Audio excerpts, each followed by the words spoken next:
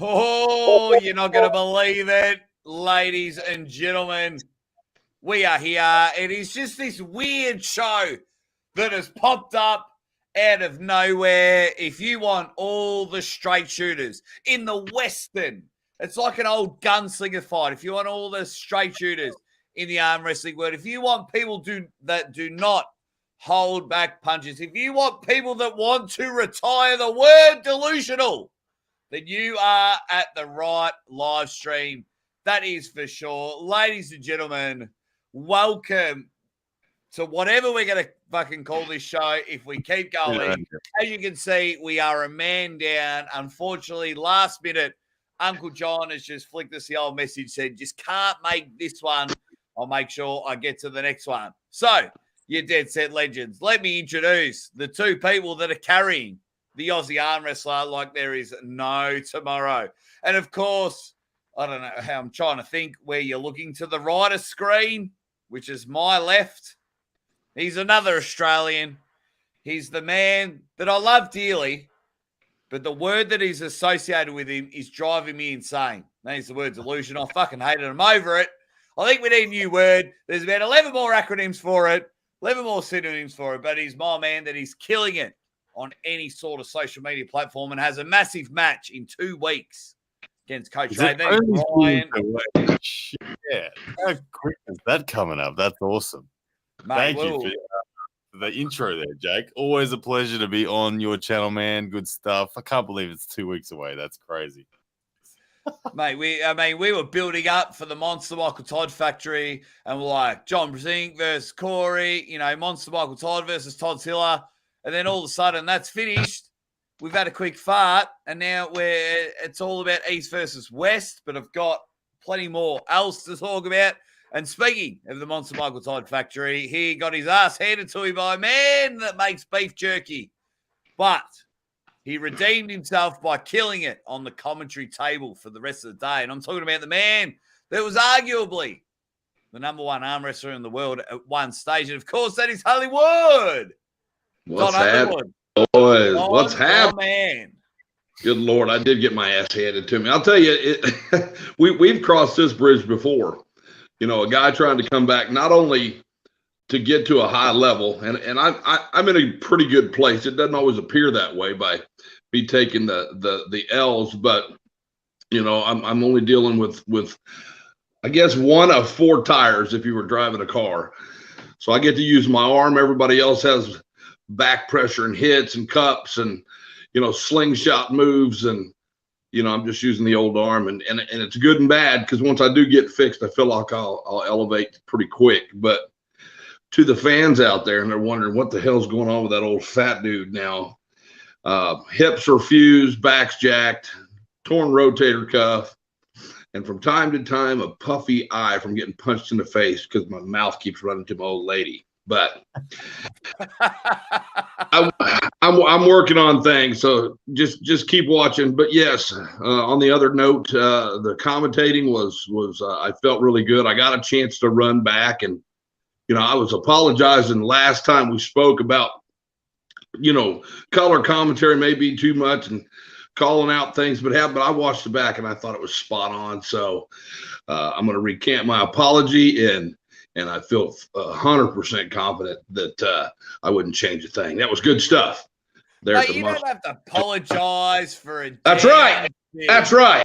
You're carrying on, man. There's nothing wrong with a passionate person on the microphone. There's nothing wrong with a bloke that was premium not that long ago and he's still sticking around. Ryan, you know all too much about it. I mean, we got plenty to get through today. And for those that are joining us here, first of all, hit the like button. Second of all, last minute, probably about 2 minutes ago, Uncle Jon just let us know that he couldn't make it today's show. So it was a bit too late to just flick a message out to someone to come on the show. So we're just running with the trio, the 3-man weave here. So it's going to be amazing. Man, I mean, I don't know where to start. I'm going to wait until more people come in before I get to a Ryan Bowen specific topic. Don has got the East versus West playlist. Just in case, I want to talk over the paper. That way everybody can hear me clearly. There's plenty to talk about. Is that There's plenty massive? to talk about. There's a lot of matches on that damn thing. Oh my God. Try learning how to pronounce these bastards in just a week or two. You guys are way ahead of me. I'm in school every afternoon. I did a promo about 4 weeks ago, and shit, it took me about 50 takes because I had to rattle off every name in a row in like real fast succession, and it took so long to get it right. I was doing my head in, but I got there in the end. Nah, they're all pretty good. What's the most difficult one? Kitagari Ogrenbayov. That's about it. He's all right. I mean, you say it fast enough. Yeah. Keter like here's my notes. Keter like Peter, Keter Galley, Ongerbayev. I mean, I've got notes because I'm obviously a kindergartner. Yeah. You're on the mic over there. You got to get it right, Don. Oh my God! Don't rub it in. Have you thought about, Don, giving you a heads up, have you thought about like learning another language as well? Because you've got Kazakhstan, Megastan, Optimus Prime Stan. You've got all these different languages over there. And because what's going to happen is like someone like Morozov may win a match or two. And then you're like, hey, man, hey, I'm Hollywood. I'm Don Underwood, and I just saw you win that mega match, dude. How did you think that match went, brother? And then, I did. I know, I'm on. No. Have you thought about like breaking bread and? It's kind of like this. When you go to the bar, there's a reason you order certain beers because at a certain time at night, a Bud, a Heineken's just too hard to order. So keep it simple. But I'm going to be me. We're going to keep the hype alive. We're going to bring the pain. Do what we do. You know. It's all about the public and the presentation. And I think at the end of the day, you're right. It's going to be a big roller coaster ride, and we're going to get to the end real quick, and those guys will slow us down, but we're going to have fun with it. I'm excited about it. I need to buy my tickets before they're all sold out. We've been running around trying to get sponsors together, and it's been a ride, but gonna be a good one, no doubt. No, very interesting. Well, we might have to work something out for next week's show to help you out there, Don Underwood, because he's an athlete. Oh, red carpet treatment. The hair matches the drapes, that is for sure. But I'll tell you what, it is all going. There's a couple of, while everyone comes into the chat, first of all, everyone just come in and give us a hashtag Ryan Bowen, give us a hashtag Hollywood, or give us a hashtag Ready Bang. Just tell us all how excited you are to be here on this random super mega show. Share it with all your friends. We've got 52 legends in the chat, and everyone's coming in and saying g'day to everyone. And Ryan's getting some Aussie love. He's getting some Aussie love from the number one, 70 kilo. So what's that, Don? 150 pound, 145 pound. I never was good at math. You guys keep on going. I'm just going to chime in from time to time and try to make something interesting. Don't hit me with math. 2.2, I believe. So yeah, hit calculator. I'm trying to guess, but Josh Barker has come in and says Ryan will smash Coach Ray, which I definitely agree with. I've been trying to be so good. I really am. My mum was even messaging me the other day. She said, "Ryan, I'm really proud of you that you're not throwing all this trash talk out as like you normally would, which makes her feel uncomfortable." But I'm just so excited to finally get the opportunity to just compete internationally. It's just been too long.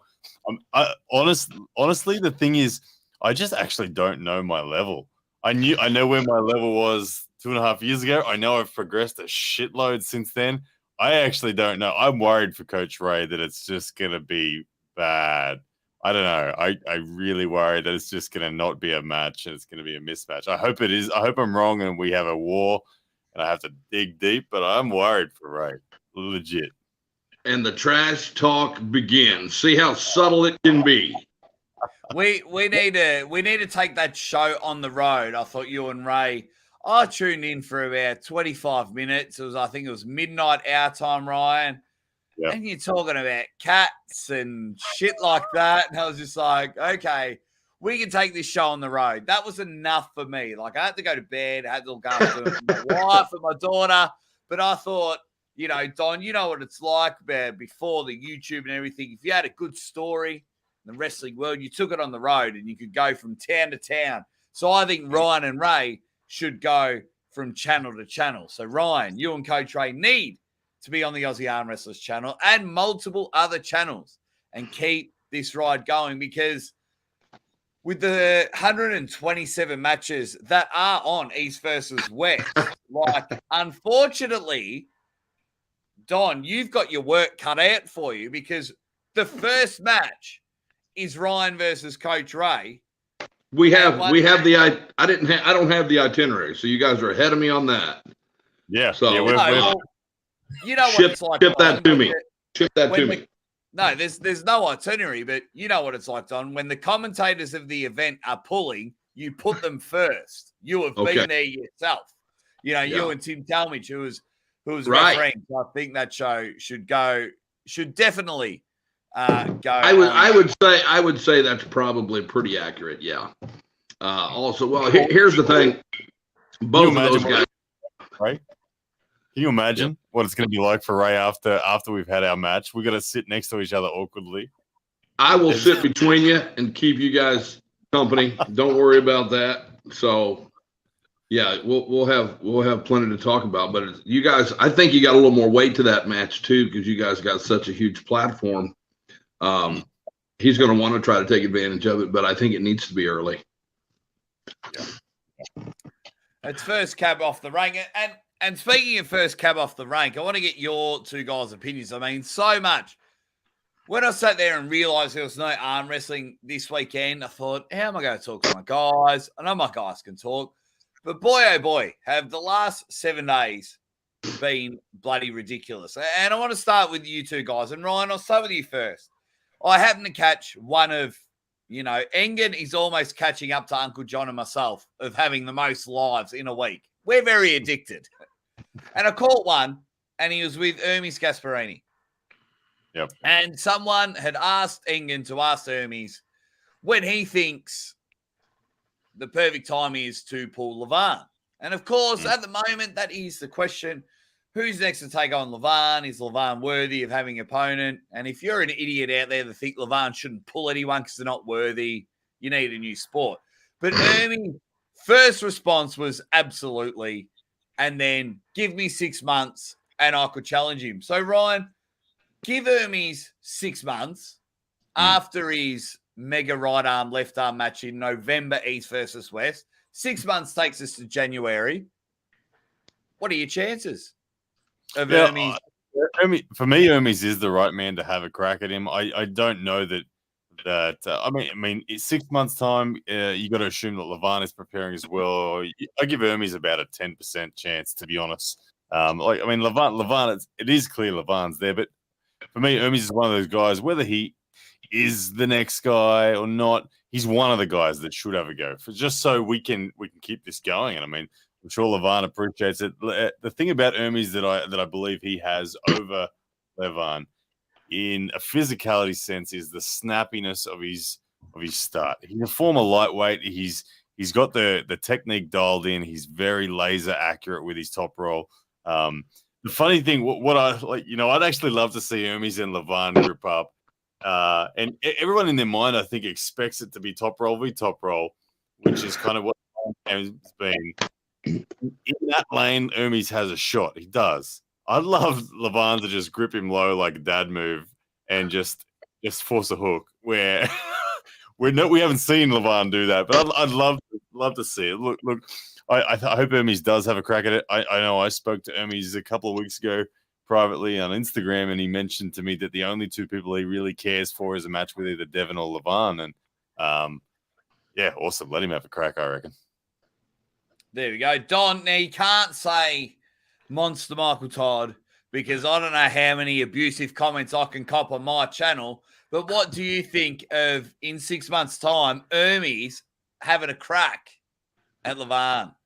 You know, one thing about Hermes, and Ryan really nailed it. Timing, his post pressure is about as elite as it comes. The way that he pulls, to me, is an epic matchup with Levan. He's going to give everybody trouble, and he's strong as shit. Bottom line, I think it's interesting because you get that snap cup hit where you're just out on the fingers enough, and it becomes interesting. Or you get a strap that's just a little looser than it should be, and I think Faber swings back to Hermes just because of the stylistic. And again, he's not a weak arm wrestler. This guy is right there amongst the best. You remember what he did to Mike. You know, Mike won on fouls, but strength-wise was just overwhelming. He had one hiccup, and that was against our favorite Polish puller. You know, but at the end of the day, again, styles make matchups, and I think that guy would have an option to win. You know, maybe not all the way through, but he would definitely change the outcome of the bets. So then you both say that. You both nod your head and say Hermes is the man to have a crack. But then, of course, arm wrestling maths does not make sense. So at a PAL event, Alex Cadorette manhandled Hermes Gasparini's. So I'll start with you, Ryan. So two things. One, was that either a fluke by Alex, and Alex was just better at the time, or you know, or have we just overlooked Alex because of his because he hasn't been in the sport as long? Well, it is a really peculiar one. As you say, arm wrestling math doesn't always add up. And that one threw a spanner in the works. We all jumped on, or the crowd, the masses jumped on Cadorette as the next big hope for conquering Levan. When he beat Hermes in that fashion, we all thought Alex is the dude, because Hermes was the dude in a lot of people's eyes. We thought he's watch out. But after Alex did that, he got manhandled by Chafee. And then he also, even though he won, he also got pinned a number of times by Corey West. And so it's confused everyone on where his level's at. And he peaked really high, Alex, all this promise. And now he actually looks like he's not really complete at that level yet. He looked like there's weak links in the chain throughout his top roll. His arm will open up too easy. His pronation and his wrist look decent at center, but his bicep strength is not equivalent to that of his opponents that he's facing. So all of a sudden we've lost faith in that. But then you say, okay, but he did beat Hermes. Was my honest gut feel is that Hermes would win if they had that rematch. I just feel like he would. I don't know what it was about Hermes that day, but Alex did crunch him. Yeah, it is funny, isn't it? It is super weird that there's somebody who wins. It doesn't make any sense sometimes. But it's very frustrating because even by the time we finish this conversation, Jerry Cadorette could just throw a hand grenade in 2 weeks' time and blow up with his match with Gennady. So is there a dude out there that is just the Achilles heel for Levan? Like Cadorette was to Hermes? Is there someone stylistically that would be that? Yes. Yeah, I believe Queensland. Yeah, he lives in Queensland. He is up there. The man has been very silent. The man has gone radio silent. We haven't seen him since WAL when he beat Quinlan Mendez. There's Neil Pickups' favorite person, and that is including his wife and kids. That is Danny Tesh. That man. Is there Achilles heel? The only person that I genuinely could think is the dude that Levan travels with. What's his name? Yeah. I can't remember. He travels with a guy that's like a foot taller than him. He's massive. I've seen he's a power lifter. His focus isn't arm wrestling as much, so I know that's probably somebody that lifts with him, keeps his strength at that elite level, along with the arm wrestling group, of course. And he may pull, but it seemed to me that he was a powerlifting champion, and that kind of made sense to have somebody at that level to keep you strong in the other areas besides the table. Yeah, but he is a giant man. He was a little larger than Levan even. So yeah, impressive. But can anyone even be remotely close? And I'm not talking about let's get this person from this sport. Let's get Mike Tyson when he's sober. Let's get Joe Rogan when he's not on the podcast. Is there an arm wrestler out there? Don, you're not allowed to say Monster Michael Todd. Is there any other arm wrestler out there? I'm that dude, and I still believe Michael could get, and it's just stylistically, just like Hermes is going to give him fits in certain places. Mike's just different when it comes to that, and he looked so overwhelmingly comfort with Todd. The comfort level that he had, he wasn't breathing heavy. I mean, this guy is getting back to that. Not necessarily, like I said, there's haters for Michael out there, and I can understand why. But if you sit there and break him down and actually train with him, it's just a different feel, and the guy is great at what he does. So he's not the strongest arm wrestler in the world, but he would be a very good opponent for him just because of the difficulty he's going to put in the way of Levan's lanes. So I have to keep him in the conversation. I agree with you. There's a lot more going back to the Hermes and Alex match. Hermes has to slow down with that. He got himself, when you're fast, and I've run into this before with the Gigantus brothers, trying to hit through those big hands, you have to slow down and kind of like you said, lower your grip, do a little bit more dance move, be patient like I did with Withers, catch him down there, and then slowly work back. When you got an elite poster, you're going to lose your wrist, and Hermes, no matter how good he is, when he loses his wrist, he's not the same puller. I know that. I pull exactly the same way. So, yeah, Hermes would be, I think, choice-wise to watch as an arm wrestling fan, the little guy, to go in there and just cause some major problems, just like I believe Angarbayev is going to do with Jon, the way that he pulls. You got two extremely good hand post, and Jon's hitting backwards, Angarbayev's driving up and back. So, again, stylistically, as a fan, I'd love to see Hermes in there. I think it makes sense.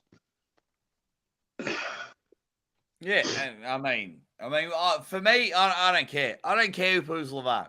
At the moment, Levan is number one in the world. For me, as a fan, and I've said it before to the people that are supportive of my channel, I'm looking for my Buster Douglas. At one stage, Mike Tyson was untouchable. It was murder. How dare you book a match against Mike Tyson? He was filling the room full of uppercuts. And then Buster Douglas came in, gave him one, and suddenly we had a new heavyweight champion of the world. So for me, I don't care who pulls Levan. There's got to be someone out there. There has to be someone out there. And for all you dead set legends out there that sit there and go, oh, well, this person doesn't deserve to pull Levan, or this person doesn't deserve to pull Levan, well, just shut up for a minute and just watch the big Georgia monster pull. Just watch him decimate everyone. It's exciting. Here's the problem with that statement. Okay, so Mike Tyson had a bunch of fights, bunch. So little bits at a time. If you go back to when he fought like Ruddock was catching him with that little slippery uppercut, and it would stagger him a bit before he got offensive again. You get a map, and eventually you'll find the directions. The problem with Levan is you don't get to grip with him and feel that power, or what lane is a little bit less strong than the other. And so I personally think keeping it to the European side for the match makes the most sense because, one, Hermes has got to grip him multiple times. Gennadi's another one that's had success with him in the past and is super strong in almost every lane. He knows little secrets, and I don't think you're going to see that, especially from the promoters that want to see Levan win, because there's a big risk to put Hermes or Gennady in that match because they have a chance. So haters believe it when I say this. I mean, you got some pedigree on this channel that can tell you the truth. We're not fanboys. We're just telling you like it is. And Levan is number one, but there's a couple guys in there that can derail that real quick. Not saying they can beat him all around or every match to win the decision, but those two, even I don't think Alex is ready yet, but Gennady and Hermes would be my choice. You almost have to flip it. I'd want to see Gennady just because of the training relationship. I like that too, Don, the Gennady thing. Because Gennady, it's always interesting when you've got a guy that is your kind of deputy, that you're in the club with him, and everyone knows you're the number one guy, and then there's the number two guy. That number two guy is always freaking dangerous to that number one guy, even though they know where they're at. The number two guy knows the shape of that number one guy so well, and it just takes a little bit of extra training on the perfect direction that he knows exists, and keeps it to himself for a while, and then come game day, bang, there it is. Like we saw with Gennady against Dave Chafee. You never know. I do think if Gennady just surprised Levan and just punched him in the same way that he did to Dave Chafee and got Levan disconnected, that there's a possibility there. And Gennady more than anyone would know exactly where that lane is, as Don was saying. So, if you remember the Chafee match also, Chafee had success slowing him down, not a bunch, but you can see some changes that Levan had to do. And Gennady's just so versatile. That's when it comes to mind. If I had to pick just right now, I need at least 2 or 3 minutes of conversation to really get everybody involved, just to make sure that we have all the names in the box. But that's who I believe. I mean, he's coming off a big win. Chafee deserved a shot against him. Chafee lost, but was sort of a lot more uncomfortable than Devin was. I think it was truly obvious that Dave was a lot more in that match than Devin was. And then way Gennady handled that deal. It just makes sense, but I'm not the promoter either, so it's I find. I mean, we could talk about the conundrums of who and anyone, and if anyone could take on Levan, but I just love it because out of nowhere, someone will come in, and I think it's going to be a Jerry Cadorette. I do too. Come in and go with my proper fake tan. I'm on here, and I'm going to slither it all over. You might think I'm ginger, but my tan says I'm otherwise. What do you think? How does he go against Gennady? I mean, that's the match coming up. Can he beat Gennady? Don, you probably know better than anyone. Can he do it? Don doesn't know shit. Talk to the Aussie ArmWrestler. The Don doesn't know. He's right about it. Go ahead. No. Jake, for me, go ahead. Spit it out, Jake. Spit it out. No. For me, I'm just excited. Ryan mentioned one word, and one word for me always gets me excited. Ryan, you were in tennis. Don, you've been involved in other sports. So one word for me was possibility. We all know in competitive sports, regardless, like Ryan, you are multiple levels above me. Like we've gripped up before, multiple levels above me.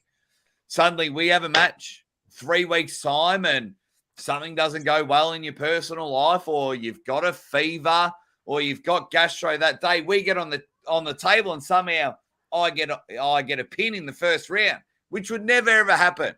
But the possibility, that's what I get pumped about. So when everyone says, Levan's got no chance. Well, he did beat a Devin while crook and on oxygen and things like that. But at the end of the day, I think people just need to remember it's a sport and someone on their day can absolutely conquer them. Possible. It is possible. Yeah. So Jerry was very tan, to be frank. Proper Oompa tanned. I know exactly what he's doing. He's taking a product called Melanotan, which you inject this stuff and you get dark as shit. Which good for Jerry. I mean, gingers burn. Ryan, you know that. So he got a tan. That should call Guinness first of all, because that's amazing. Second, now I'm gonna tell you about, I'm not a huge fan of Jerry Cadorette. Jerry's all right. I mean, we're not boys. He's just Jerry.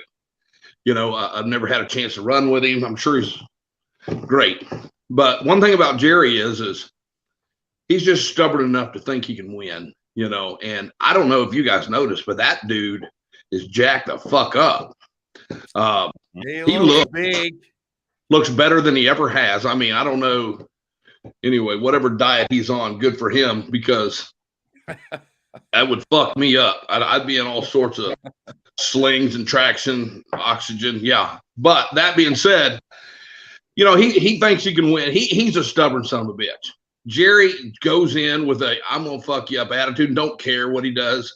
I've heard rumors that he's pulled amateurs and put them in bad positions and, hurt them. In the past. And I don't know how, whatever you think about that, but the guy believes he can win. He looks the part, so he's put the time in. Jerry's a little bit different. You don't need as much table time with his move. Gym time's kind of his thing. So shove down as hard as you can, have all sorts of bench and tricep power. And I just, he's so versatile. I mean, the guy impresses me every time I see him pull. But if Jerry can, he ultimately can pull for 6 days straight. So his first match is going to tell the truth. I think it's going to be the story of the entire match. So now, do you all want an exclusive? Do you all want an exclusive? I think you all want an exclusive. I think you do. Before I read this super chat, Jerry wins. Oh, don't shrug your shoulders or stick your jaw to the right. I saw that, Ryan. With a top roll or what? That ain't gonna be a top roll. That guy's a bum. You got one shot, Jerry, and that's your move. That guy's a bum. You ever see him try to arm wrestle or try to top roll? It looks like he's trying to shit, squatting down all the way to the floor, and that's an ugly arm wrestler when it comes to other techniques. That's pathetic. Wait, you saying arm wrestlers have ugly styles? Jerry's very, very good at his move. Don't ask him to do anything outside of that. Well, I mean, ask him if you're at like a party that you want to laugh a lot at. That's what I would. I play videos of him trying to arm wrestle when I'm in a bad mood so I can giggle plenty. Oh, wow. I wish I didn't have this super chat in the way because it'd be wicked for a clip. But we do have our first super chat of the night. It comes from Darko, all the way from Sweden. Thank you very much, Darko. And he says, what do you think about Rivas? He claims he'll be close to his best in few months and better. Plus now he wants to beat Levan. We all want to do that. We all want to do that. Rivas is early. He's early. I don't mind Rivas. I don't mind that. And the reason I say that is because I remember watching Rivas in Moldova, and the one thing I remember about Rivas is his height. He's a tall dude, big hand, and I mean Pushkar beat him, but he looked all right against Pushkar on the day. And I remember thinking, oh yeah, this dude's real deal. And I feel like being taller than Levan is one of those almost essential criteria. When I think about the person who's likely going to beat Levan someday, I feel like Vitaly Leletin is too thin as a tall guy. It needs to be someone tall that has the mass as well. And look, if Rivas got serious about his pursuit of Levan, he's got the frame that would match up to that. He'd be taller than Levan, and he's not a long, lanky type like Vitaly. So you never know. You never know with him, someone like that. Well, one thing about that wants Levan, I'm happy with that. That's good for me. Anyone that wants to challenge Levan, I'm all for it. Rivas, that's cool. I'm down with it. And in fact, if Rivas does challenge Levan very soon, it makes Don Underwood look like a genius, because you could argue that Monster Michael Todd beat Rivas at the last East versus West if that flash pin was called. Well, first of all, I already look like a genius. It's not about anything I say. Let's just get that out on the table. Here's an interesting part about Rivas and being a hitter in the past, knowing where your wins are, you're not always the strongest guy, but with the speed and angles and lanes that you create causes problem for stronger arm wrestlers. I was proof of that for many, many years. And it's going to take someone to get Levan outside his shoulder. And it's going to take someone hitting that direction. If you go back to Ermey's hitting backwards, setting a cup, he's very, very good at it. So I can see him being in the conversation. But if you find somebody that has that same hit that incorporates that side hit with that same back, which I did angled to the corner, which I train all my guys to do, you're going to find him in a bad place. Getting him outside his shoulder is a different guy. That's lanes that he's not training. He's just beating people to death. And I think Rivas has the potential with the angles that he's using. So, I mean, I think he's untested still. I know he beat Mike. Mike held him up in the center of the table and kind of, poked him a little bit early. But I think he's untested. I don't think Derek Smith is the test for him. I think he's probably I think he'll beat Derek. I think he's a couple. He needs to take that match with Ermey's or with one of the other top 3 or 4, and then consider that conversation to be had. But he definitely has the technique to make it interesting. Now speaking of interesting, a match was announced for East versus West 5. It's a left-hand match, and it's Tobias Brzenk, the babyface assassin, and it was announced against Jack Jesus, Wagner Bortolato. Now, the man that punches himself in the face with his palm like that, you got to do the palm. You got to do the palm. Caveman Christ, Jack Jesus, all the way from Brazil. That guy's a fucking psychopath. But I mean, off the table, genuinely just a humble. He's a beautiful man. Love Wagner. He's a good guy, and I want to ask yourselves, and I want to ask everyone in the comments 2 questions. 1, are you excited for this match? And 2, given Wagner's last few performances, do you give him any shot of beating Tobias Brzenk? I'll start with you, Ryan. I'm never excited for left arm matches. I just can't. I just can't do it. I really can't. That's genuine. I just can't. People know. People come over to my place and ask if I'll pull left, and I'm just not happy with it. It's banned on my YouTube channel. You won't see it. That trophy is disgraceful, Jake. Disgraceful. Honestly, I can't get interested. I can't get interested in a match like that because there's no story. There's no rankings update. There's nothing. There's no progression that anyone cares about. I don't know. It's just a personality versus personality match. That's nothing more to it. I'm sorry. I can't stand left arm wrestling. Jake, take your lithium pill. It's going to be okay. Calm down. He's going to start rocking in his seat in a little while and turn into that weirdo that we know he is off air. So settle down. I can't believe this. You both coming here? All right. Okay. Well, tell me, hey, I thought he was pulling Ermey's left hand. That was a great episode. Thank you for everyone coming here. Don, if you can politely go fuck yourselves, that would be amazing. We're off. Take your pill. Take your fucking pill, Jake. No, it is interesting because that's what I love about sport, whether it's arm wrestling or something else. We all wear different sort of glasses when it comes to look at it because, of course, straight away, I'm like, yes, a left arm battle. The other side of me is like, I think Wagner's now, like Wagner back in the day was a beast. He's got the credentials there. But a part of me now is a bit like, well, okay, maybe you're just someone who can lift very heavy.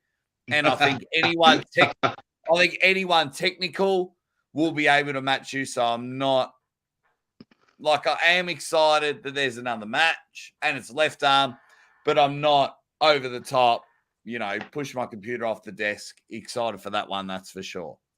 So I seen, and it could have changed. It looked like it was Ermey's and Wagner. Is that correct? That's already happened. That happened in Nah, his that first- was at King of the was Table King of- 3. Okay, something. so Yeah. I'm behind, and again, that's kind of the weakness of Hollywood when it comes to the eastern side. I just haven't paid enough attention.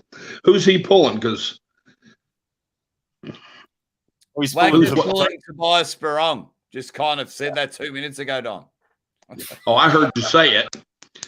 I was taking my pill, Jake. Nice poke. I don't know enough. I don't know. Yeah, I wish I knew more about his opponent, but I can tell you a lot about Wagner because I've competed and was lucky enough to get by him. I won my second Arnold Classic beating him, and that is a just weirdly strong guy. Ryan, have you ever pulled him? I don't know if you've ever gripped up with him or not, but he looks properly. It's different, but he dedicates. And Ryan, you know as well as I do, if you find a dedicated arm wrestler to a certain move, me being a lightning fast top roller, I was able to just completely annihilate him.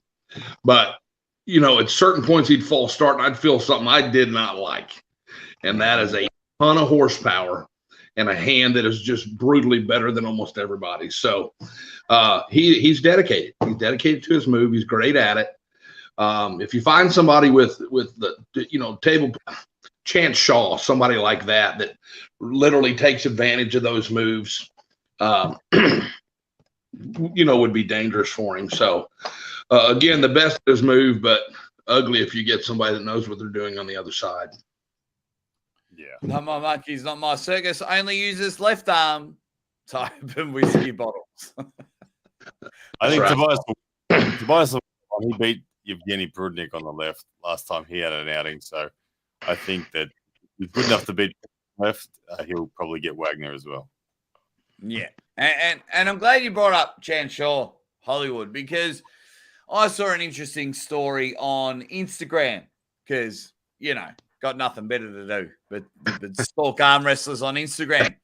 Now, I'm not sure if you guys know or if anyone in the comment section knows, and I appreciate the comment section for lying. Really appreciate it. Next weekend, Chan Shaw is pulling Ron Barth. Huge matchup. Can't wait for it. Really, really looking forward. Anytime Ron Barth's on the table, and Chance, of course, is amazing. Chan Shaw posted on his Instagram of him drinking beers at a festival saying, I'm training for Ron Barth. Ryan, good move or bad move by Chan Shaw? Well, these guys have a little bit of a tension. Not like Chance and Jerry's kind of tension, but Chance and Ron had a little bit of tension because Ron was one of those guys that Chance got victories on during tournaments and whatnot when Chance was first taken off and starting to take some big scalps. And when he beat Ron, I believe Ron had already had a super match prior to that tournament. Ron had pulled Jordan. I think it was Jordan Seal he pulled that day. He'd already beat Jordan Seal in the tournament. He'd already pulled Jordan Seal in a super match, and then Chance beat Ron in the tournament. And Chance certainly claimed that victory. And Ron was like, well, come on. I just had a war. And yada, yada. Chance so good about claiming shit that he don't deserve. That's Ron's got a point to prove. Ron's got a point to prove, but also Chance, I think deep down, Chance truly believes he's got Ron. So hence he's casual and confident. But none of that will get under Ron's skin. I think this one's a danger match for Chance. Sure. Chance is good about claiming shit that he don't deserve, in my opinion. So, I mean, he's young. He beat me multiple times and didn't even pin me. Me figuring out lanes to try to get to it. He's good at posting, but he's a patient arm wrestler. He finds ways to let you get in positions that aren't strong for you, and he takes advantage of them. So Ron just doesn't have a lot of those. A fresh Ron he's getting a little older, but I just pulled him a couple months back. We had a practice and he's definitely strong. So it's interesting to me. I think Ron, God, that's right. I think Ron takes this same, but yeah, Chance might get one or two of them just because Ron gets himself out of position trying to do something. But yeah, it'd be fun to. In the comment section as well, there's a significant weight difference, and I think there is. Yeah, I think Ron's what a 230, 235 sort of guy, and Chance 260 or something like that. So there is a weight difference. I don't think Ron's worried about it. It's not for a title or anything like that. It's a super match because these guys have both got a point to prove, I think, and they're both backing themselves. So I'm cool with differences in weight categories happening when it's particularly like that. It'll be one of those considerations that we all have in the back of our mind when we say, okay, this person wins or this person loses, whatever. But yeah, I agree. I think Ron will have more than Chance expected, but I do think that Chance has grown a lot in strength. His back pressure is definitely fundamentally pretty massive these days. But I can't help but remember what Chance's wrist felt like when I beat him. I can't help but remember that. I know people say he's gone up since then and whatever. And his wrist felt suspect to me when I faced him. I beat him 4-2. So I keep feeling like someone like Ron will be able to take control of the wrist.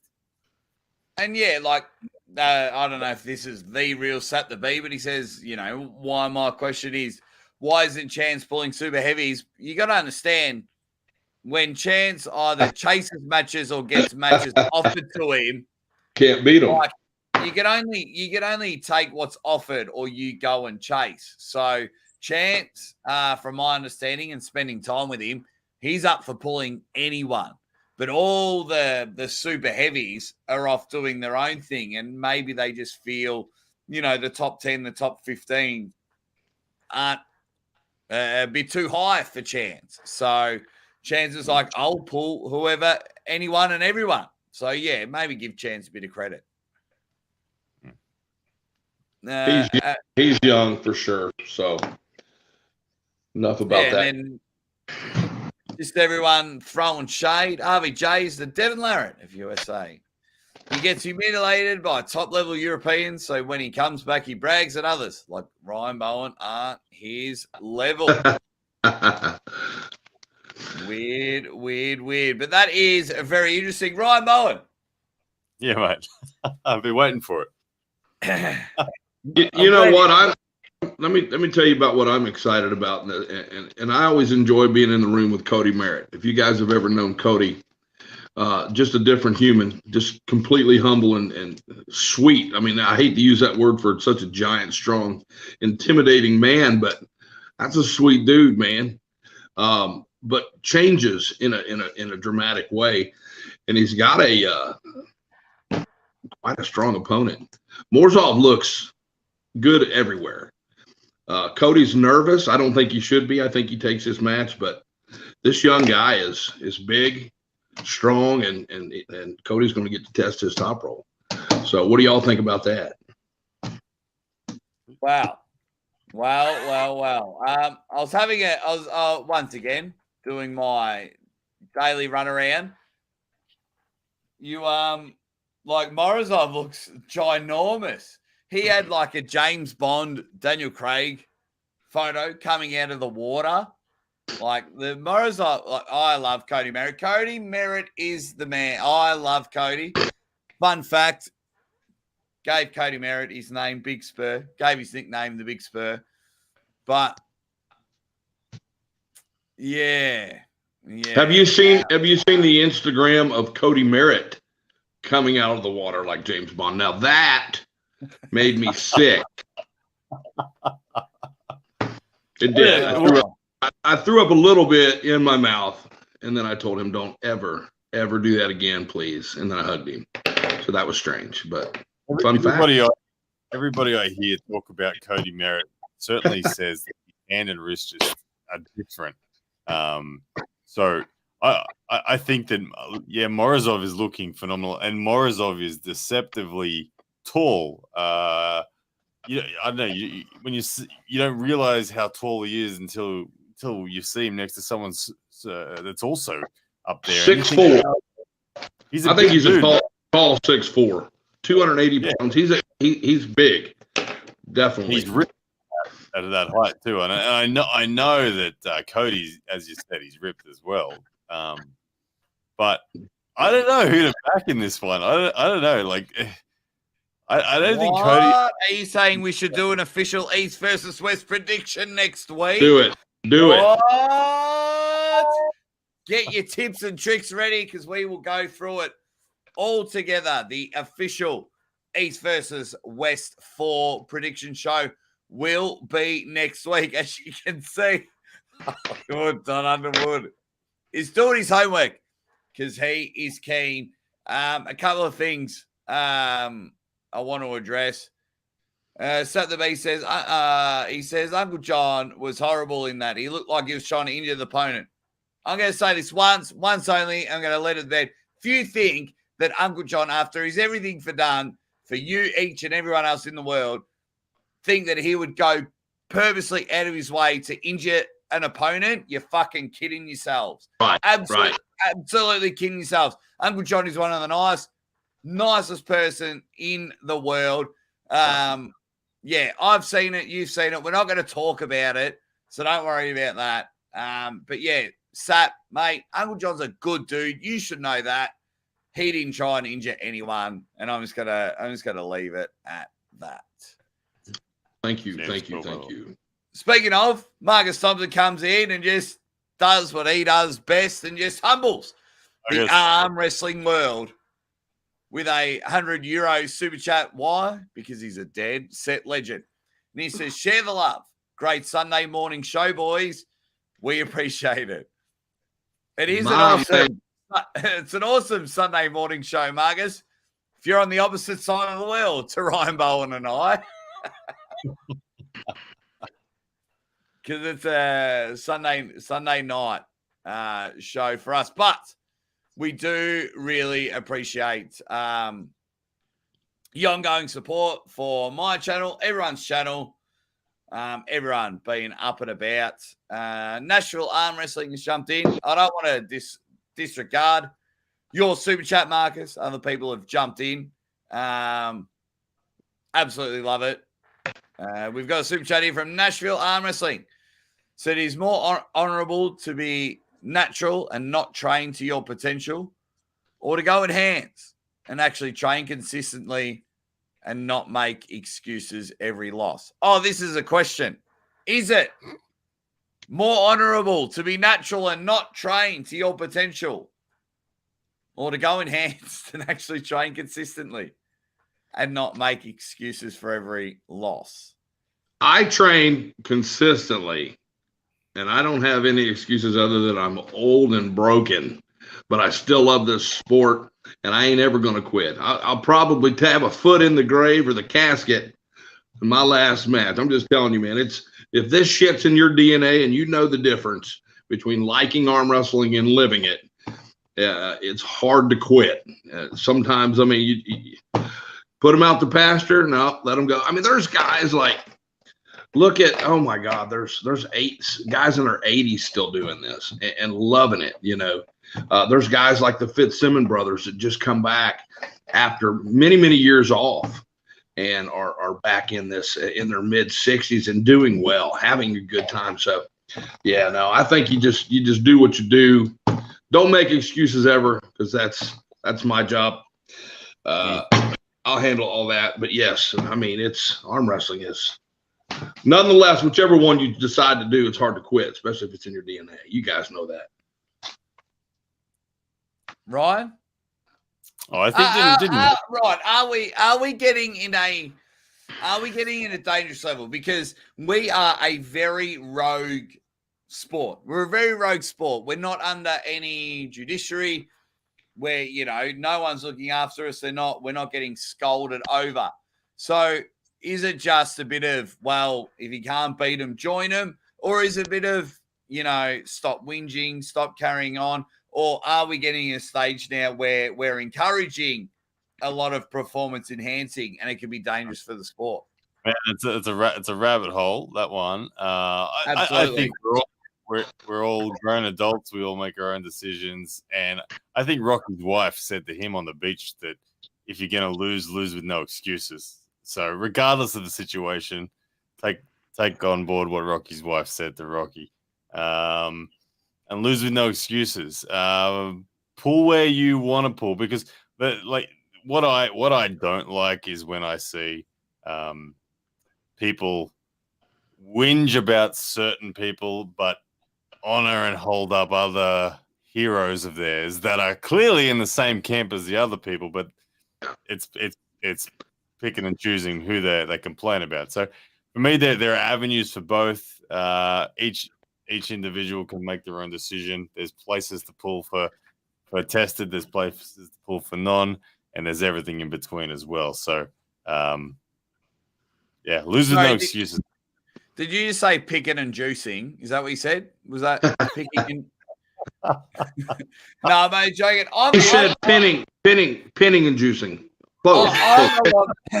I'm along the same lines as you, Ryan, because I'm 38 years old. You know what I mean? The old-fashioned man, caveman type thing is dying. You can make your own fucking choice, whether it comes anything in the sport. Like, if you want to be an entertainer on the social medias, that's your choice. You're going to get ridiculed for it, when you get more successful. Ryan, you know better than everyone. That is fine. If you are wanting to be in that top 10 in the world, you, at this stage, need to look at, if you're not getting strong enough naturally, you may need to look at something that might help you out, whether it's performance enhancing or, don't think you're, all those people that are natural. If you're having a Red Bull or something else, you're essentially doing the same thing at a lower level. So don't think you're on a high horse because you're natural, but you're having a Red Bull or something like that before a match. That's just me. I'm old fashioned. I genuinely do not care what anyone's taking. Chan Shaw is in the house. 3-0, he says. He is smashing Ron Bubble Bath. That is for sure. That's what he's saying. Let's see what everyone else is saying in the chat. Macho Man agrees with me. He says, John is a very cool dude. I've met him in person, and he would never do that. Yeah. Chance wants to pull Schoolboy, which is good. Which is pretty cool because Schoolboy's back in the gym, which we'll talk about a bit later on. Dan strong. the Nightmare Schwartz pumped in from the 98%. He says, great way to start Fun Day Sunday. Thank you, guys. No, thank you, Don, for jumping in and supporting the show, and as well as the 107 Dead Set Legends in the chat. Let's have a look. What else have we got? Missing everything here. No, I'll just skim through. Juju Mugu has jumped in. Says Bowen and Coach Ray as guests on England show is absolutely hilarious. They took over the show. Great job hyping it blue. Also, it's fucking 6 a.m. says Juju. Yeah, I had a few beers before that show, which made it a little bit more entertaining, I think, from my side of things. I enjoyed it. I can't wait for this match. I think it's in some respects it's the main event. I think there's more YouTube fans interested in this one, but there's a lot on the line. I think I can't believe that Coach Ray is the favorite. I'm pretty sure I can't even win a poll on my own channel at the moment. My subscribers are trolling me because they all know I'm actually going to win, but they really want Ray to win because they just want to see how funny the internet would be if I was to lose and had to eat all those words. But yeah, so we're gonna have some fun with it. You need to have some fun with it, man, because you know Ryan and I know Ryan and anyone that follows our channels. I am like the #1 ticket holder of the Ryan Bowen train. I'm riding that thing into the crowd. I hope it goes straight to success. And of course, I'm going to pick Ryan to win. Ryan to win that one. We'll get to Don's thoughts on that match in a moment. Just a quick super chat again from Juju Mugu. He says, what do you call what Donnie's wearing in your country? A vest, a shirt, a bunion, or a wife beater? Juju, Ryan, and I, we call it a wife beater. Yeah.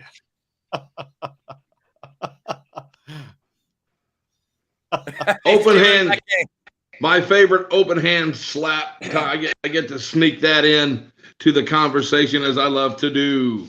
Wife beater here. Wife beater here. You can go technical. They actually call them now A shirts. A is an apple. A shirts if you're ever going to buy them. So just a little education from Hollywood. There we go. Golden Liquid says, Ryan, Ray's going to get you into a hook at least 2 rounds straight. Have a plan. Oh, look, I already told Ray I'll go straight in there with him. It's fine. I love it. Not a problem. Not a Love problem. it. Ryan will most likely make a statement, in my opinion. Says, that's one thing I'd love to see a lot more of. And it's tough with everybody being so far away. But, Neil is really good at creating heat and relationships before matches. And it's, we're missing a lot of that over here because of the gap. But definitely love what Ryan and Ray is doing, getting an opportunity to kind of have a little banter back and forth. And that's, like I said, if there's any way to close that gap on East versus West, I think that's going to increase the popularity. It's just so fast. These matches, you got East versus West 9 already being booked, So, yeah, I mean, if there's a way to do that, we're going to find a little more success, I think, with the fan side of things. But good God, I mean, I keep looking at this thing, and there's not a match that isn't interesting, So arm wrestling fans are definitely lucky. Inga's doing some wonderful things. I'm about to find out, just how big this is, and I don't get nervous about much, but this is putting me in a place where I have to do some homework and learn some stuff about these guys. Not only their names, how to pronounce them, but where they're from and their accolades. And I haven't had to do that in a long time. So I'm having a little fun again with that. But this card is ridiculous. I mean, U.S. side, John Brzenk, Jerry Cadorette, Chet Shaw, Cody Merritt, Todd Hutchins, Derek Smith, Dave Chasey, Marcio, arguably our guy, Corey Miller. Wow. And then to hit the Eastern guys, it's just. I love that you stopped then because the pronunciation was going to be too hard. He's like the West guys are awesome, man. He even named blokes that are injured and have recently pulled out. Don put a line through Marcio. He won't be at the event. 10-4. But I knew that. I knew that. Did we get an alternate for that match? Do you know if an alternate was set for that? Who was Marcio initially supposed to be pulling? Artem, Arif Artem from Turkey. I'll send you an updated list, Don. Yeah, do that, yes, because that's all I. I've always been a little slow, but I don't troll the internet a bunch. I focus on the task at hand, what's in front of me, and I got just a tremendous family life. So Ryan, I appreciate that. Definitely do that. I planned on getting a hold and making sure this card was, accurate as well this week, along with getting hopefully what we have as an itinerary. So yeah, and we'll speak a little bit about East versus West because next week that's all we'll talk about on next week's show. That is for sure. When hopefully all 4 of us are back into it because it's just going to be a monster event. Slightly jealous of the both of you because you'll both be there at the event, which will be absolutely amazing. I'll be sitting here exactly where I am now. I was thinking about spending $6,000, but it was just a bit too close to when my little daughter was born to get over there. And I think I just need a guarantee. So what I mean by that, Don, Engen has been nothing but awesome to me. Messaged him, said, can I come over? Can I be a part of the VIP? Rah, rah. He said, not a problem. That is fine. But for me, if I got interviews with everyone and live streams with everyone, of course, I would be able to salvage some of the flight. But I just couldn't get that guarantee. I just couldn't get that guarantee. So it was a very heavy gamble of going over. So I most likely will be there in November for East versus West 5.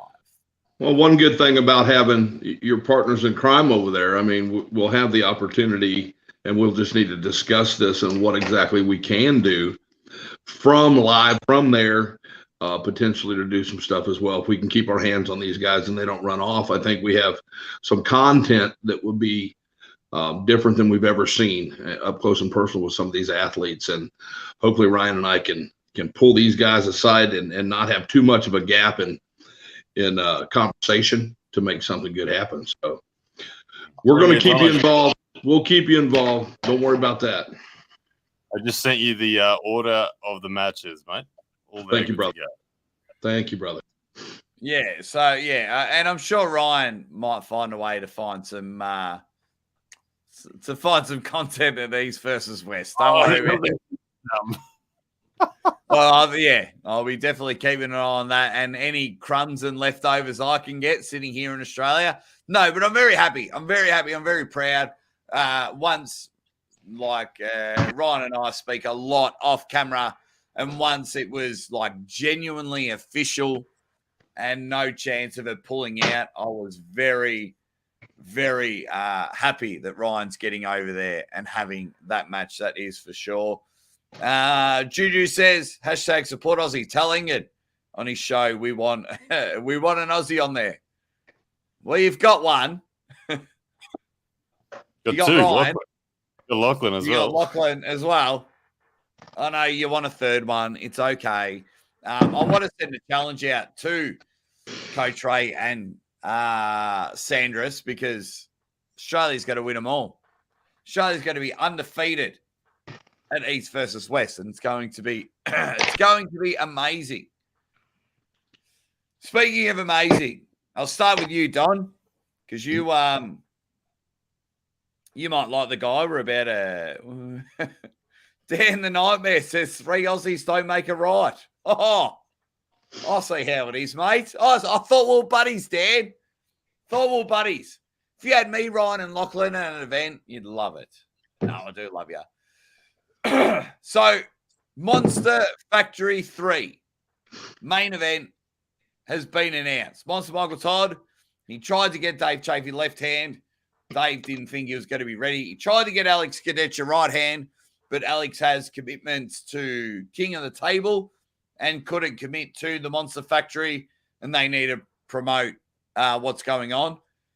So he just decides, I'll pull the greatest arm wrestler of all time. Don, this match has been announced. What are your initial thoughts on December 10th, this main event here? Well, I tend to reflect on the last match. I don't think a whole lot is different. I think Jon has got some strengths that are going to be to his advantage. Michael is going to do what Michael does. We all know we don't have to guess which technique's going to come into play. And if you run back to the UAL match, I tend to favor Jon. I want Mike to win always, but if you sit out there long enough, Jon's going to find a lane and he's going to take advantage of it. And that's just my opinion. It gives him a little time to heal from this last match. I don't know if I don't know, you guys probably haven't locked up with Corey, but that's just I use that word a lot, but there's a lot of it going on. It's different. It's hard to explain the power that you run into there. And for Jon to be in the middle of that, Mike trains with Corey, so he's got some advantages over that. So when you look at the training videos, I think that any dad hanging out with their kid, even though their kid's strong and knows enough, and the other guy just has enough respect, you can see the demeanor of Corey. He accepts it with humble pie. But it's different when you get, like I said, Jon he don't like anybody beating him. So I think he knows how to beat Mike, and he's going to take advantage of it. So I got him winning. I think Mike could sneak a couple in there, but I don't know. John's just got the formula against him. That's just my opinion. It's wrong all the time, so let's hope that's the case. I'm about to ask the crowd who wins. I'm about to ask them who wins. Everyone's going to say Brzenk because polls just go for popularity more than polls just go for who people want to win, and everyone's going to say Brzenk because he's the hero of the sport. Right. It's a bit of a danger match for Jon because Michael's a hard man to pin, and Jon doesn't have a huge gas tank in him if his hand is being flattened. That said, I think Jon Brzenk will win it because of the way Gennady won it. The way Gennady beat Mike, I think Jon can do the same. I think Jon can control the top of the table sufficiently enough that he'll actually get his pronator fully over. If Jon got stuck there like Rivas did, I don't know that Jon could flop press 3 rounds. He could probably get 1. I don't know if he could do it 3. But I feel like Jon has the center table pronation and wrist flexion to be able to control it somewhat like Gennady did. Jon just keeps impressing me. Like, I can't go past the fact that he round 1 fresh on fresh went straight into the hook with Corey West. When you look at what Corey did to Krassi, what Corey did to Alex Cadorette in round 1, it's what Corey did to Todd Hutchins round 1. Corey has a lot of horsepower when he's fresh, and Jon's hand was good enough to not only just go in, but he actually won that first round. So I feel like Jon's hand is going to be right up there. But it's a danger match. It genuinely is a match where I'm like, 52% feeling like Jon will win. Yeah. Now, will your mind change because so that match is scheduled for December 10th at the Monster Factory. Now, in November, we will have East versus West 5. Now, Jon will most likely pull Yevgeny Prudnik, or he'll most likely pull Toddzilla. Does that change your mind at all with that match with Monster Michael Todd? Or because you guys know Jon Brzenk quite well and you know what he is capable of doing, is it just another match that rolls on? It's interesting you say that, and the conversation's out there. I don't think Jon's going to take the match with Todd if Todd beats Prudnik over here. So that's a weird question anyway, because we don't know where that's going to end up until after this one. Jon says he won't pull Todd. It just doesn't make sense to him. But as far as time goes, I mean, he kind of said it, if you watched his video last week, he's just going to take some time off and heal. He's not even going to do any training between the next match. And that's interesting to me. I find it a little simpler to heal by doing some light lifting or even just some slow pulls with some, weaker opponents or training partners that you have. So, Jon could have an injury in there he doesn't know about. So that worries me a little bit, because he was talking about some pain that he didn't like, especially in his shoulder, which we've had history of damage and stuff that affected his decisions. So I don't know if that's the smartest thing to do for him, but the older he gets, I think we're going to see a lot more of that. But no, I think we're all on the same page. We want to see Jon come. The story's not over. I think there's a lot more. Does this end, with the Rocky music playing and him standing over Levan at the end of this? And boy, would that be a story to be told? So I don't know, man. I just, Jon amazes me all the time. You can't say enough about the guy. So now I was just asking if Jon's going to beat Monster Michael Todd. Now Jon's beating Levan. We're a lot. Hey, what you said, a year. You give like two episodes ago, we talked about a year. Yeah. And after watching him pull Corey, nothing is out of the conversation with that guy. With Jon Brzenk, absolutely. With Jon Brzenk, absolutely. It's just going nuts. Now, Ryan, you're looking quite comfortable in your chair. There, you're pretty laid back. Nice and relaxed, my friend. Big fan of what you do. I'm the Aussie ArmWrestler over here. How are you going? I'm good, mate. How are you? Oh, I'm going very good. Look East at this, versus right? West 5 has a very interesting matchup that has just recently been announced. And I'd love to get your thoughts on the whole situation. Zurab Tadvaritsi, one of the MVPs of East versus West, having absolute bangers of the match, is taking on Rob Vigeant Jr. The three letters of doom, RVJ. What were your initial thoughts on a couple of things? One, when this match was announced, and two, why didn't Engen ring you? Oh, I'm happy for Rob that he's back. I watched his video that he's declaring he's an arm wrestler again, and he's got that direction. Yeah, good on him. Why didn't he call me? That's all right. Look, RVJ is good. He's a hand grenade of a guy. You gotta handle him with a qualification. So welcoming him back to the sport, Engen's doing the right thing by giving him matches that he's happy with. Zurab is a beast. I think Zurab is bigger, badder, stronger than Sasha. So I hope the right Rob turns up. But either way, look, Rob's always going to be one of those guys that can perform at the highest level. He's done it plenty of times. So yeah, good on him. Rob and I will be in the same room at some point in time. I don't know when, but we will. It's inevitable. Some point in time we will be. And I'm sure something will happen when we're in that room. And I'm sure it will be. I'm sure it will be. Don't get me wrong. But was there anything in you that just thought, bloody hell, like I want to finish this story. I want to put that story, close the book, close the encyclopedia. Was there anything in you about that match, or was it just like, oh man, all right, I'll catch you later down the lane? Yeah, it's catch you later down the lane. I'm over that long ago. I mean, he pulled out for personal reasons on two occasions. He had two opportunities. There's obviously something there that he didn't want to do the match. Fair enough. It'll happen. Like I said, it'll happen in some.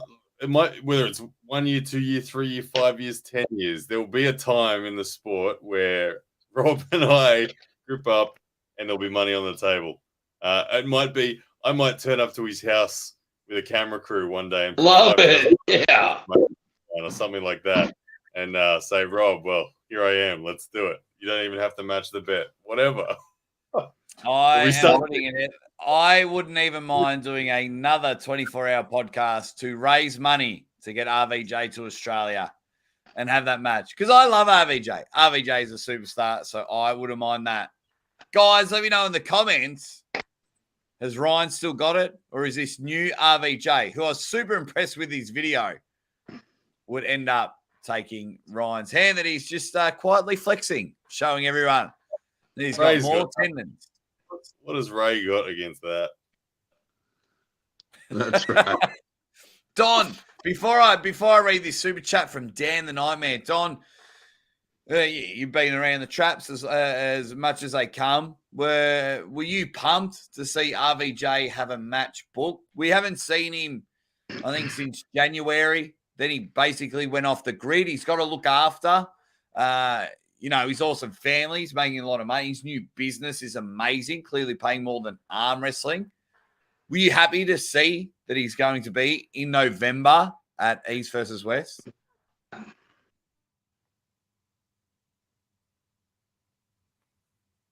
Sorry, was that a me? Was that a me, Jake? I was reading comments. No, that was a Don, but he just cut out. Are we back? Are you there, Don? Tell me if we're back. All right. Are you excited RVJ is back on the table? Yes. Rob brings a lot of intensity. If you've ever been around him, super kind of laid back, but if you get out with him on the town, he really opens up and kind of shows you who he is. Super funny guy, but brings an intensity and anger to the table that I love to watch. He doesn't dance around and act like he's something he's not. He truly is a a gentleman of the sport when it comes down to it. But like I said, when he's on that table, he turns into that green monster we're all afraid of. And that's one of my favorite things to see. So, yes, I'm glad to see him back. I'd love to see that match with him and Ryan. I think that would bring out the best of both of them. That would be fun to watch as a fan of the sport. But anybody's going to be in danger with him on the table, especially him coming off that last loss. I mean, he's taking it personal. I'm going to guess that he's put the training in, so he's going to be prepared. But he may run into a problem because Zarab is a whole nother animal there. That guy's just, I mean, he's scary. I don't get scared much about that guy. When he gets on table, you can see that he is not interested in losing at all. I feel like Zarab's going to win that match.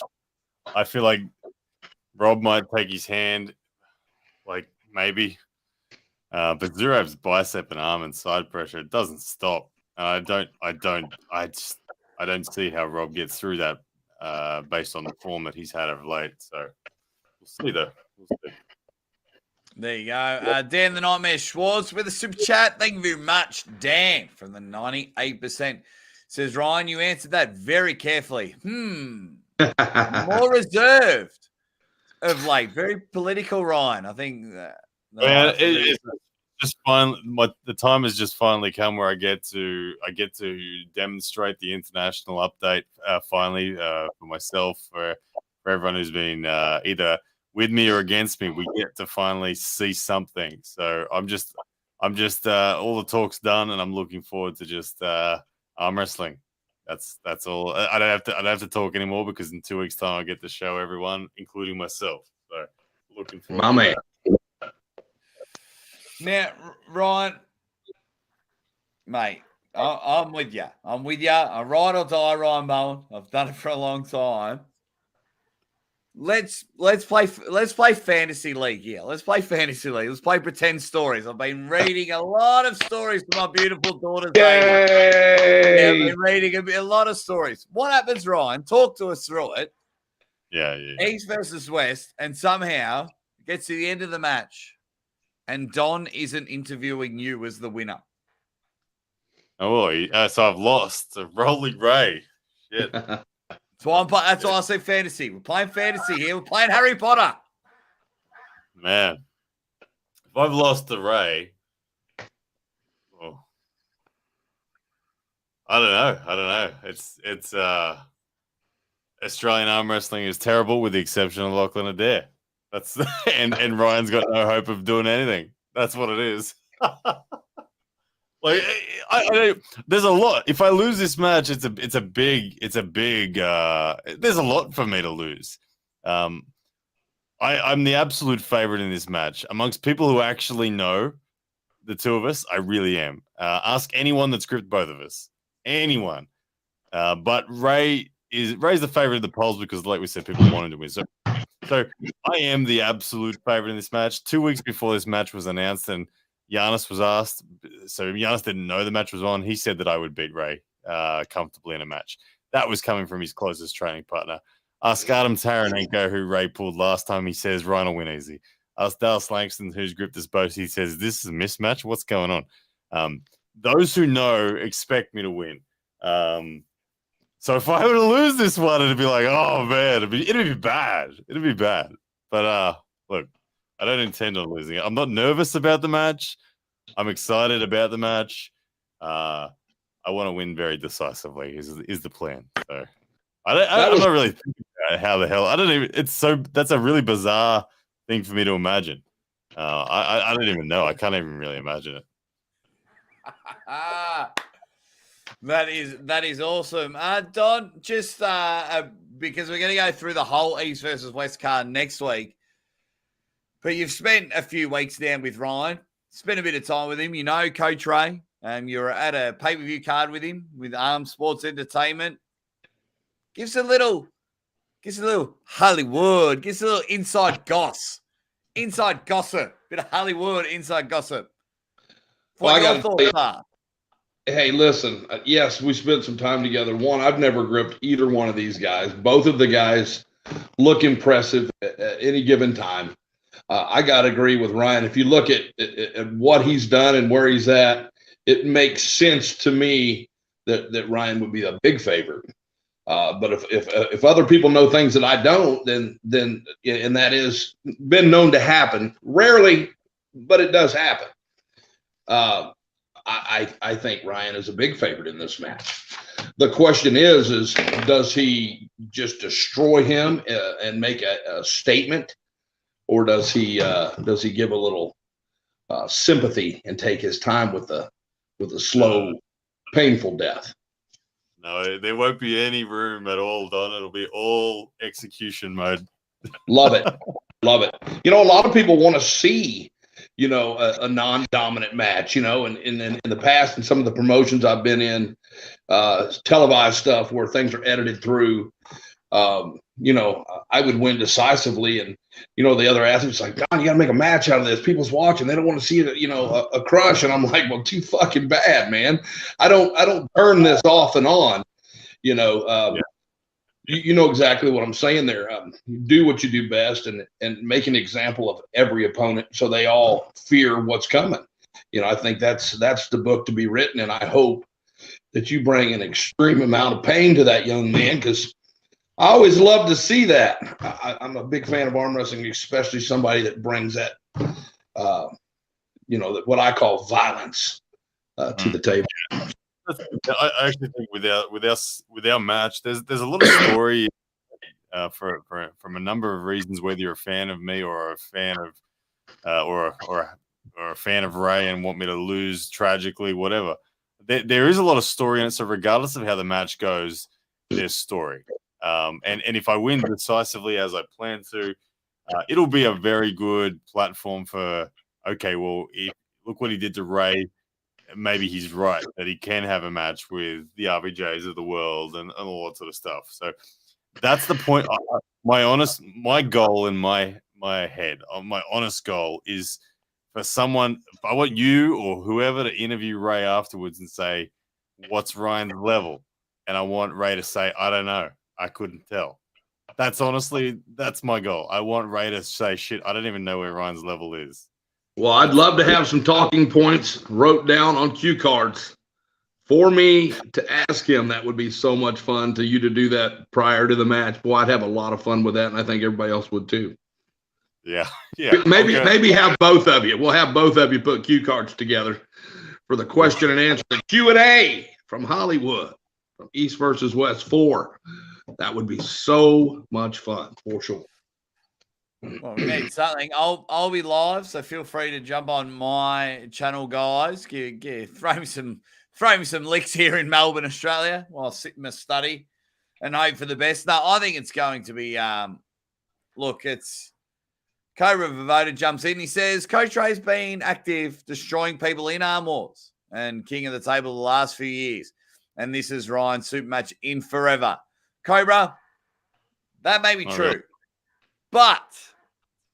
But Cobra, Ryan and I have lived in a beautiful country that is called Australia that has been absolutely battered the last 2 years. And we haven't even been able to leave our house, let alone leave a country and have a proper international super match. Ryan's had super matches with people around Australia. I've been there for one of them myself, live, calling the action. But yeah, look, if I'm a betting man. One I took on Ryan the Milkman Scott is the last super match I had. Outside of Lachlan, of course.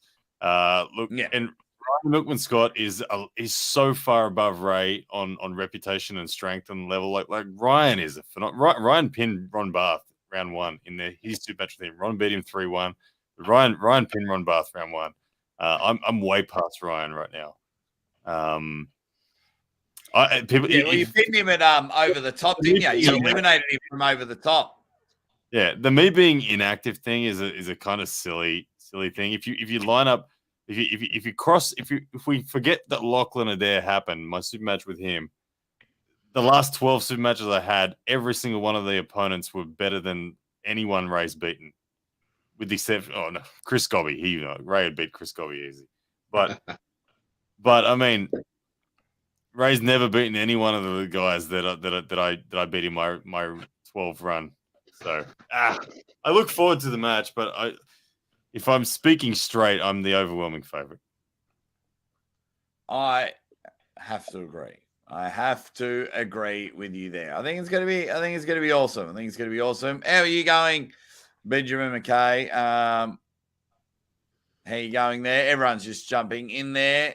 There's a bit of a Phil Woody. There's a Whitby International Pro-Am Super Series on September 10th. And hopefully I will be pulling full Phil Woody at that event. I've just got to confirm a couple of things, and hopefully I'll be over there. Ryan needs to extend his trip so he can join us over there after Arm Wars. That is for sure. Now, what I need everyone to do, guys, we've got about 10 or so minutes to go before we wrap up the show. So if you want to get a question for these two guys or the Aussie Arm Wrestler, you need a hashtag Ryan Blue Bowen. You need a hashtag Hollywood or hashtag the Aussie Arm Wrestler and get your questions in. Obviously, if you do a financial contribution, your question will be ahead of them all. But we got about 5 or so minutes and we're going to wrap it up with hashtag. The time is hashtag Ask the Experts. So let's get in there and see how they are. J.R. Williams jumped in and says, who are these opponents that Ray beat? I've never heard of them. And for a while, Ray is an amiable guy. Ryan Bowen folded under pressure over the Collins comment. He is the more dominant arm wrestler. The Collins comment? I think that thumbnail. A thumbnail. Remember how you got in trouble for a thumbnail? Whatever. It's like, man, like for me, I think I've said it on a million lives. Like everyone's carrying on like you stomped on a toddler's head. Like, dude, you just made a thumbnail. That's all. That's all. Jerry Caballé has come in and says, Ryan, what is your head size compared to Ray? Ain't that a bit? Big difference. It's imagine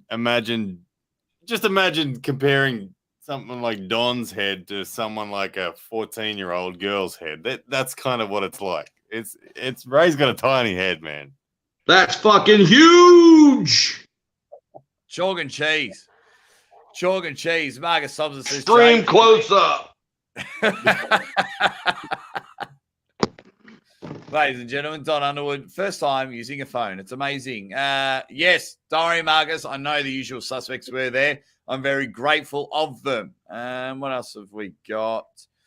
Fox 8-Ball says, hashtag Ryan Bowen. What match are you looking forward to seeing the most from this scheduled upcoming events?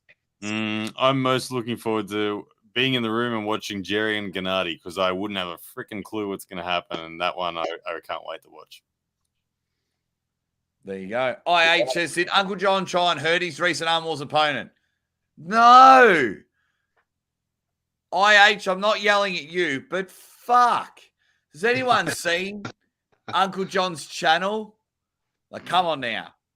Let's get a bit smart about it. Let's think about it. But interesting question, IH. The answer is no. Uncle John doesn't try and hurt anyone. Uncle John is as fair as they come. Very interesting dude. One of my best friends in the world. No, he didn't try and hurt anyone. Did you guys see the match with Kieran Morrison? No, I did not. Yeah, I watched it today.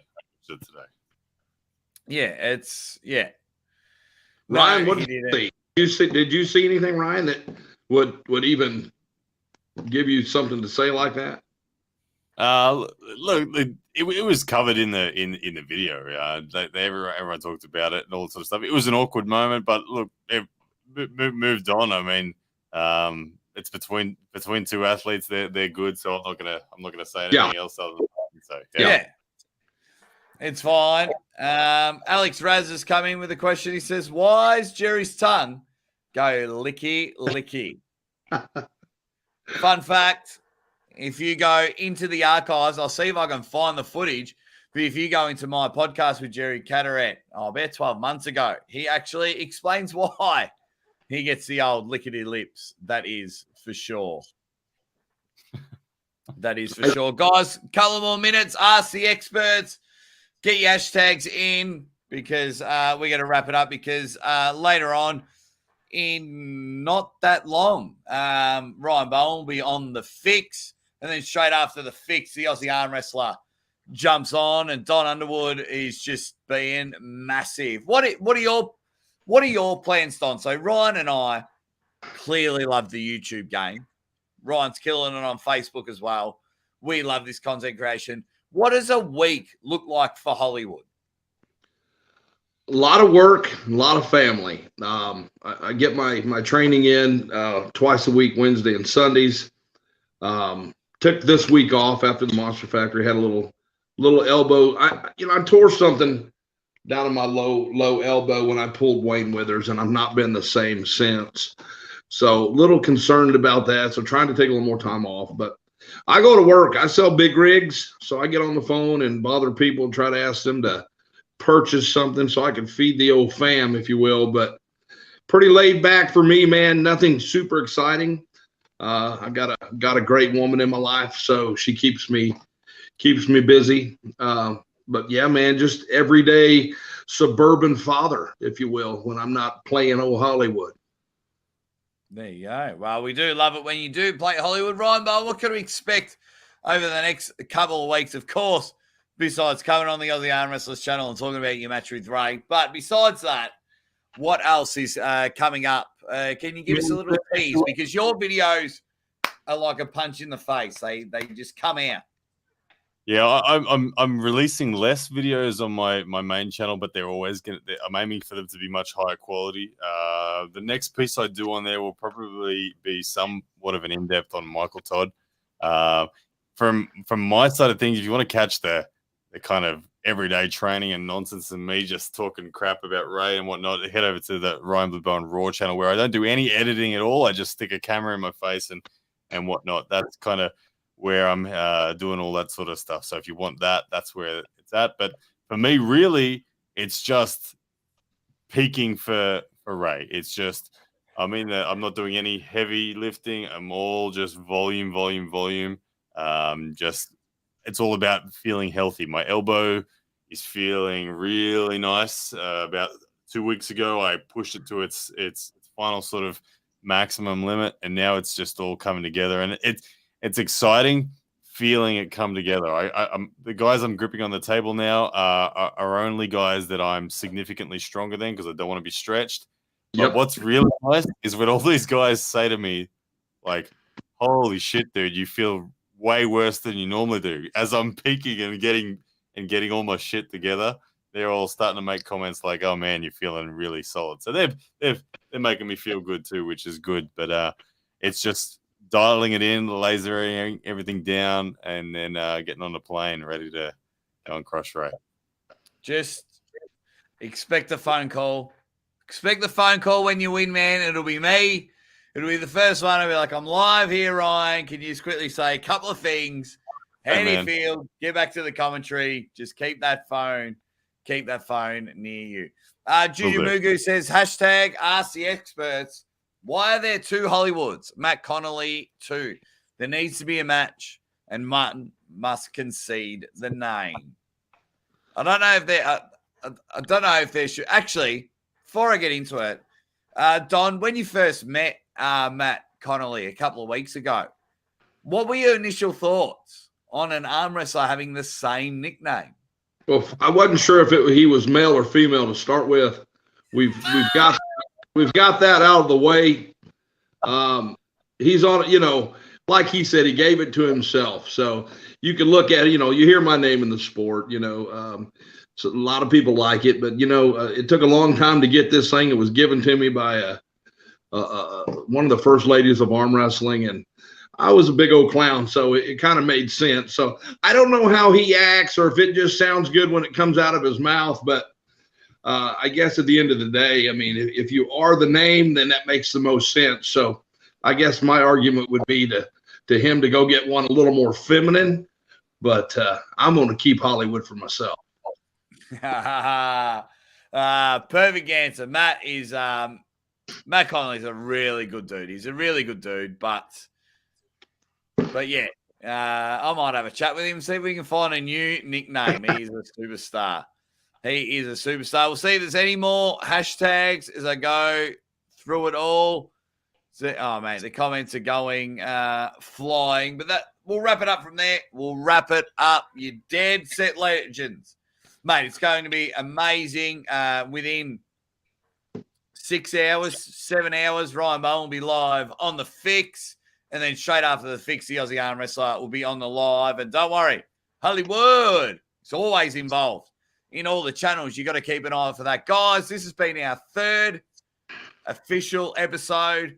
Fingers crossed Uncle Jon will be joining us next week.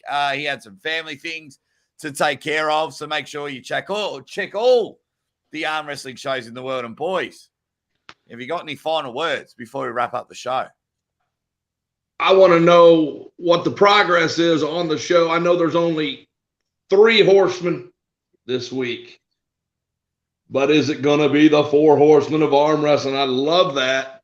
What's the word? It will be the 4th. Uncle Jon had something going on with his family. Like, they went out late last night and he thought he wasn't going to make it. And he was just trying to do the right thing by his beautiful wife. So he's like, dude, I'll sit these ones out, playing it safe. So he will be he'll be firing. Don't worry about Uncle Jon. He's my guy. He'll be firing. Because I love the name, the 4 Horsemen of Arm Wrestling. Love Quick it. Little sneaky super chat. Holly Nowood, Matt Connolly. Give Matt Connolly some love. Matt Connolly's a great guy. Give him some love. But I do love you, Juju. Ryan, any final words? You dead set legend. Just don't be one of those silly people who bet on Ray. That's awesome. Hang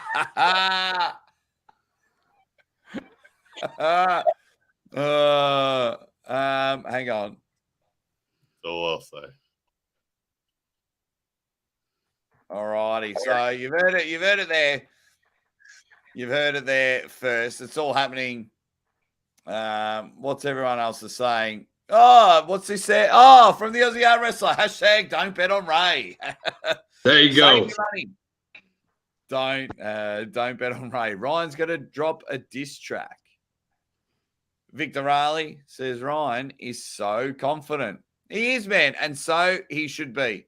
And it's going to be good. Guys, from 3 of the 4 horsemen of arm wrestling, we wish you all the best. Make sure you support everything that the 3 of us and Uncle Jon do, and anyone else that is doing anything to help the sport of arm wrestling grow. Make sure you like, share, and subscribe. Everything that is a part of that. I've been the Aussie Arm Wrestler. I'm joined by my good buddy, Ryan Blue Bowen, the Cat Crusher, and, of course, my good man, Hollywood, Don Underwood, guys. And we will see you next week here on the Aussie Arm Wrestlers channel. Peace out, gentlemen.